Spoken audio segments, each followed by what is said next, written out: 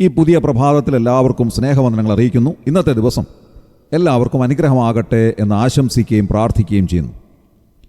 കണ്ണിന് കാഴ്ചയില്ലാത്തവരുടെ ജീവിതം ഏറ്റവും ദുരിതപൂർണമായ ഒരു ജീവിതമാണ് എന്നുള്ള കാര്യത്തിൽ സംശയമില്ല.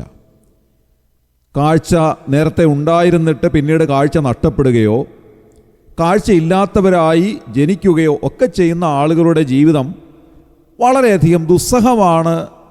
അവരുടെ ജീവിതം വളരെ പ്രയാസകരമാണ് എന്നുള്ള കാര്യത്തിൽ യാതൊരു തർക്കവുമില്ല. വാസ്തവത്തിൽ പഞ്ചേന്ദ്രിയങ്ങളാണല്ലോ ചുറ്റുപാടുകളുമായി നമ്മെ ബന്ധിപ്പിക്കുന്നത്.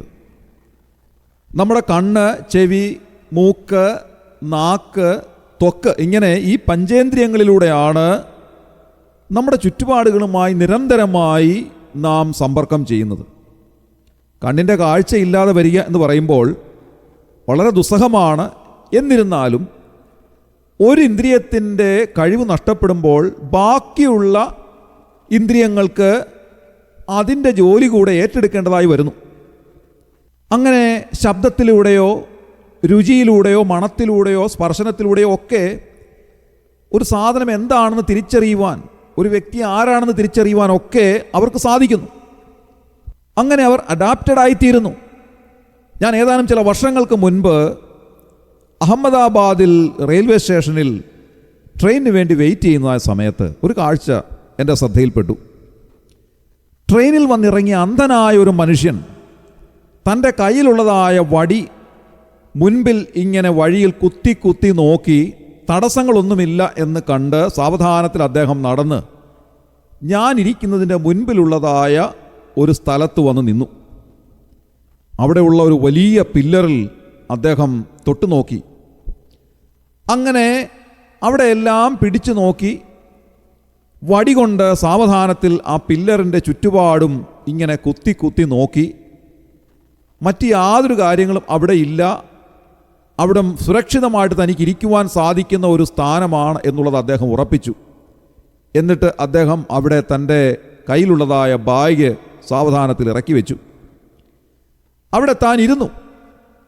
എന്നിട്ട് അദ്ദേഹം തൻ്റെ ബാഗ് തുറന്ന് അതിൽ നിന്ന് ഒരു ബെഡ്ഷീറ്റ് എടുത്ത് സാവധാനത്തിൽ അത് നിവർക്കുവാനായിട്ട് തുടങ്ങി. ആ നിവർത്ത ബെഡ്ഷീറ്റ് അദ്ദേഹം വളരെ കൃത്യമായി ആ പില്ലറിൻ്റെ നെടിയ വശത്ത് വിരിച്ചു. ഞാൻ വളരെ അത്ഭുതപ്പെട്ടു പോയി. അദ്ദേഹം വളരെ കൃത്യമായിട്ടാണ് ആ ബെഡ്ഷീറ്റ് വിരിച്ചത്. വിരിച്ചതിന് ശേഷം അദ്ദേഹം ആ ബെഡ്ഷീറ്റിൽ കയറി കിടന്നു. തൻ്റെ ബാഗും വടിയും ചെരുപ്പുമൊക്കെ തൻ്റെ അടുത്ത് തന്നെ വെച്ചു. വളരെ പെട്ടെന്ന് തന്നെ അദ്ദേഹം ഉറങ്ങിപ്പോയി. ഈ കാര്യങ്ങളെല്ലാം കണ്ടപ്പോൾ വാസ്തവത്തിൽ അന്ധരായിട്ടുള്ളവരെ സംബന്ധിച്ച് ഞാൻ കുറേ സമയം ചിന്തിച്ചിരുന്നു പോയി. എത്ര പ്രയാസകരമായ ഒരു ജീവിതമാണ് അവരുടേത്. മർക്കോസ് എഴുതിയ സുവിശേഷം 10-ാം അധ്യായം 46 മുതലുള്ള വാക്യങ്ങളിൽ നാം കാണുന്നത് കുരുടനായ ഒരു മനുഷ്യനെ സംബന്ധിച്ചുള്ളതായ സംഭവമാണ്. തിമായിയുടെ മകനായ ബർത്തിമായി എന്ന് പറയുന്ന മനുഷ്യൻ യെരിഹോവിൻ്റെ ഒരു തെരുവിലിരുന്നു കൊണ്ട് ഭിക്ഷയാചിക്കുന്നവനായ ഈ മനുഷ്യൻ കർത്താവായ യേശുക്രിസ്തു ആ വഴിയായി വരുന്നു എന്ന് കേട്ടിട്ട് താൻ ഉറക്കെ നിലവിളിച്ചു, ദാവീദ് പുത്ര എന്നോട് കരുണയുണ്ടാകണമേ എന്ന് അദ്ദേഹം ഏറ്റവും അധികം നിലവിളിച്ചു എന്നാണ് നാം കാണുന്നത്. കർത്താവായ യേശുക്രിസ്തുവിൻ്റെ കൂടെ നടന്നു വന്ന മനുഷ്യരൊക്കെ അവനെ ശാസിച്ചു, മിണ്ടരുത് എന്ന് പറഞ്ഞ് അവനെ അടക്കുവാനായിട്ട് ശ്രമിച്ചു. പക്ഷേ അവൻ ഏറ്റവും അധികം ഉച്ചത്തിൽ നിലവിളിച്ചു, ദാവീദ് പുത്ര എന്നോട് കരുണയുണ്ടാകണമേ. യേശുവിനോടുകൂടെ വളരെ വലിയൊരു പുരുഷാരമുണ്ടെങ്കിലും ഈ പുരുഷാരത്തിൻ്റെ ഒച്ചയും ബഹളവും ഒക്കെ ഉണ്ടെങ്കിൽ പോലും കുരുടനായ ബർത്തിമായിയുടെ കരച്ചിലിൻ്റെ ശബ്ദം കർത്താവ് കേട്ടു. 49-ാം വാക്യത്തിൽ നാം വായിക്കുന്നത് യേശു അവിടെ നിന്നു എന്നാണ്. 34-ാം സങ്കീർത്തനം 6-ാം വാക്യത്തിൽ നാം വായിക്കുന്നത് ഈ എളിയവൻ നിലവിളിച്ചു, യഹോവ കേട്ടു എന്നാണ്. എത്രമാത്രം അർത്ഥവ്യാപ്തിയാണ് അതിനുള്ളത്. എളിയവനായവൻ നിലവിളിക്കുമ്പോൾ കേൾക്കുന്ന ഒരു ദൈവമാണ് വാസ്തവത്തിൽ നമ്മുടെ ദൈവം. അഖിലാണ്ടത്തിൻ്റെ സൃഷ്ടാവായ അത്ഭുതവാനായ ദൈവം, സർവശക്തനും സർവവ്യാപിയുമായ സകലത്തെ അടക്കി ഭരിക്കുന്ന തമ്പുരാൻ നമ്മുടെ നിലവിളി കേൾക്കുന്നവനാണ്. ഒരു പക്ഷേ ഈ ലോകത്തിൽ ആരും നമ്മുടെ നിലവിളി കേൾക്കാൻ ഉണ്ടായെന്ന് വരികയില്ല. എന്നാൽ ദൈവവചനം പറയുന്നത് ഹൃദയം നുറുങ്ങിയവർക്ക് യഹോവ സമീപസ്ഥനെന്നാണ്. ഹൃദയം നുറുക്കത്തോടെ നാം വിളിക്കുമ്പോൾ നമ്മുടെ വിളി കേൾക്കുന്ന ഒരുവനാണ് നമ്മുടെ വലിയവനായ ദൈവം. അതെത്ര വലിയ ആശ്വാസകരമായ ഒരു കാര്യമാണ്. ഇത് അനുഭവമാകുവാൻ കർത്താവ് നമ്മെ സഹായിക്കട്ടെ. ഇന്ന് രാവിലെ ഞാൻ ഒരു കാര്യം ഓർപ്പിക്കട്ടെ പ്രിയമുള്ളവരെ. ആരും ഗവനിക്കാതെ ഇരുന്ന കുരുടനായ ഭിക്ഷക്കാരനായ ബർത്തിമായിയുടെ കരച്ചിൽ കേട്ടപ്പോൾ കർത്താവ് അവിടെ നിന്നു എങ്കിൽ നമ്മുടെ കരച്ചിലിൻ്റെ മുൻപാകെയും അവിടുന്ന് നിൽക്കുന്നവനാണ്. നമ്മുടെ കണ്ണുനീരിനെ മറികടന്ന് അവിടുന്ന് പോകയില്ല എന്നുള്ളത് ദൈവവചനം നമ്മെ അറിയിക്കുന്ന ഒരു സത്യമാണ്. അതുകൊണ്ടാണ് ദൈവദാസൻ ഇങ്ങനെ പാടിയിട്ടുള്ളത്: കണ്ണുനീർ തൂകുമ്പോൾ മനസ്സലിയുന്ന ദൈവത്തിനു സ്തോത്രം ഇന്നുമെന്നേക്കും, എൻ്റെ ദൈവത്തിനു സ്തോത്രം ഇന്നുമെന്നേക്കും. കണ്ണുനീര് തൂകുമ്പോൾ മനസ്സലിയുന്ന ഒരു ദൈവമാണ് നമ്മുടെ ദൈവം. ബർത്തിമായിയുടെ കരച്ചിൽ കേട്ടപ്പോൾ യേശു അവിടെ നിന്നു, അവനെ വിളിപ്പീൻ എന്ന് പറഞ്ഞു. പുരുഷാരം ബർത്തിമായിയുടെ അരികിൽ ചെന്ന് പറയുകയാണ്, ധൈര്യപ്പെടുക, എഴുന്നേൽക്കുക, നിന്നെ വിളിക്കുന്നു എന്ന് അവർ പറഞ്ഞു. ഇന്ന് രാവിലെ ഹൃദയം നുറുങ്ങിയ ആരെങ്കിലും ഈ വാക്കുകളെ ശ്രദ്ധിക്കുന്നുവെങ്കിൽ, മനസ്സ് തകർന്നിരിക്കുന്ന ആരെങ്കിലും എൻ്റെ വാക്കുകളെ ശ്രദ്ധിക്കുന്നുവെങ്കിൽ, എനിക്കും നിങ്ങളോട് പറയുവാനായിട്ടുള്ളത് ഇത് തന്നെയാണ്: ധൈര്യപ്പെടുക, എഴുന്നേൽക്ക, നിന്നെ വലിയവനായ ദൈവം വിളിക്കുന്നു.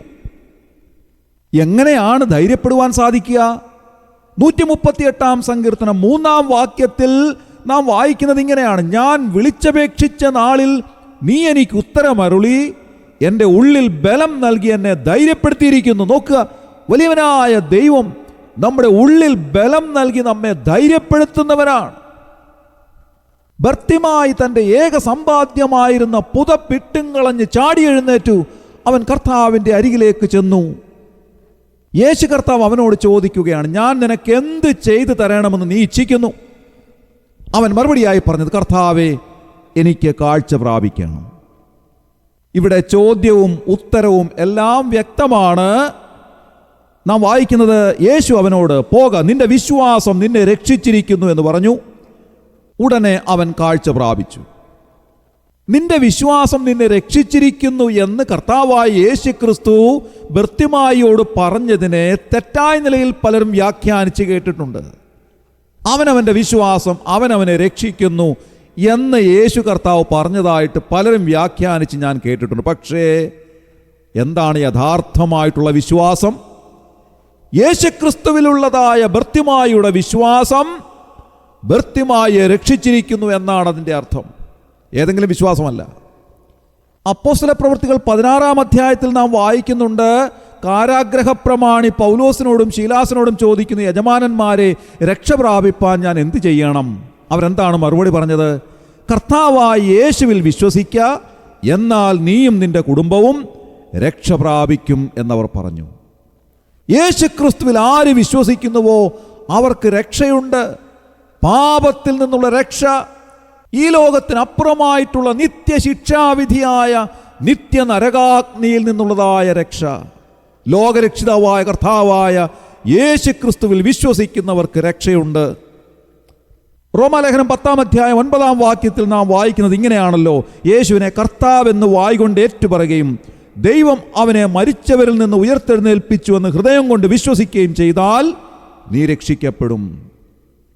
അങ്ങനെ യേശു കർത്താവിനെ രക്ഷിതാവും കർത്താവുമായി സ്വീകരിച്ച് ദൈവത്തിൻ്റെ വകയായി തീർന്നിരിക്കുന്നവരോട് ഇന്ന് രാവിലെ ദൈവവചനം പറയുന്നു: ധൈര്യപ്പെടുക, എഴുന്നേൽക്ക, നിന്നെ വിളിക്കുന്നു. നമ്മുടെ കണ്ണുകളെ അടയ്ക്കാം, പ്രാർത്ഥിക്കാം. ക്രിസ്തുയേശുവിലൂടെ അതിവാത്സല്യമായി ഞങ്ങളെ സ്നേഹിക്കുന്ന സ്വർഗീയ പിതാവാം നല്ല ദൈവമേ, അനുഗ്രഹകരമായ ഈ പ്രഭാതത്തിനായി ഞങ്ങൾ നന്ദിയോടെ സ്തോത്രം ചെയ്യും.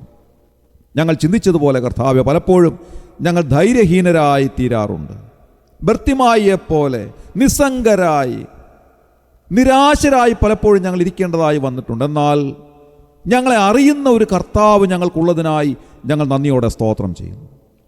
ഞങ്ങളുടെ കണ്ണുനീരിനെ മറികടന്നു പോകാത്ത ഒരുവൻ ഞങ്ങൾക്കുള്ളതിനായി ഞങ്ങൾ നന്ദിയോടെ സ്തോത്രം ചെയ്യുന്നു. കഴിഞ്ഞ നാളുകളിലേക്ക് തിരിഞ്ഞു നോക്കുമ്പോൾ കർത്താവേ, ഒരുപാട് അനുഭവങ്ങൾ ഞങ്ങൾ ഹൃദയത്തിൻ്റെ ആഴത്തിൽ നിന്ന് ഞങ്ങൾ വിളിച്ചപ്പോൾ ഞങ്ങളുടെ കണ്ണുനീരിനെ കണ്ട് ഞങ്ങളുടെ അടുക്കലേക്ക് വന്ന് ഞങ്ങളെ തലോടി ആശ്വസിപ്പിച്ച അവിടുത്തെ കരങ്ങൾ ഞങ്ങൾക്ക് നൽകിയ ആശ്വാസത്തിൻ്റെ ഒരുപാട് ഓർമ്മകൾ ഞങ്ങളുടെ ഹൃദയത്തിലേക്ക് അവിടെ നൽകുന്നതിനായി ഞങ്ങൾ നന്ദിയോടെ സ്തോത്രം ചെയ്യുന്നു. ഇന്ന് രാവിലെ കർത്താവെ, ഹൃദയനുറുക്കത്തോടെ അവിടുത്തെ സന്നിധിയിലേക്ക് അടുത്തു വരുന്നവരെ അവിടുന്ന് ആശ്വസിപ്പിക്കുകയും ധൈര്യപ്പെടുത്തുകയും ചെയ്യണമേ എന്ന് പ്രാർത്ഥിക്കുന്നു. കണ്ണുനീരൊപ്പുന്ന ഒരു കരം ഞങ്ങൾക്കുള്ളതിനായി ഞങ്ങൾ നന്ദിയോടെ സ്തോത്രം ചെയ്യുന്നു. ഞങ്ങളെ സൗഖ്യമാക്കുന്ന ഒരുവൻ ഞങ്ങൾക്കുള്ളതിനായി ഞങ്ങൾ നന്ദിയോടെ സ്തുതിക്കുന്നു. ഇന്ന് രാവിലെ വിശ്വാസത്തോടെ അവിടുത്തെ സന്നിധിയിലേക്ക് അടുത്തു വരുന്നവരെ അവിടുന്ന് സഹായിക്കുന്ന ദൈവമാകയാൽ ഞങ്ങൾ നന്ദിയോടെ സ്തോത്രം ചെയ്യുന്നു. ഈ ശുശ്രൂഷയെ സംബന്ധിച്ച് എല്ലാവരെയും അവിടുന്ന് അനുഗ്രഹിക്കണമേ. അവിടുന്ന് അങ്ങനെ ചെയ്തതിനായി ഞങ്ങൾ നന്ദി പറയുന്നു. ഇന്നത്തെ ദിവസം സന്തോഷമായി, ധൈര്യമായി, സുരക്ഷിതമായി ജീവിപ്പാൻ എല്ലാവരെയും അവിടുന്ന് ഇടയാക്കണമേ എന്ന് പ്രാർത്ഥിക്കുന്നു. അവിടുന്ന് ഞങ്ങളുടെ പ്രാർത്ഥന കേട്ടതിനായി സ്തോത്രം. ഞങ്ങളുടെ കർത്താവും രക്ഷിതാവുമായ യേശു ക്രിസ്തുവിൻ്റെ ധന്യമായ നാമത്തിൽ തന്നെ ആമേൻ.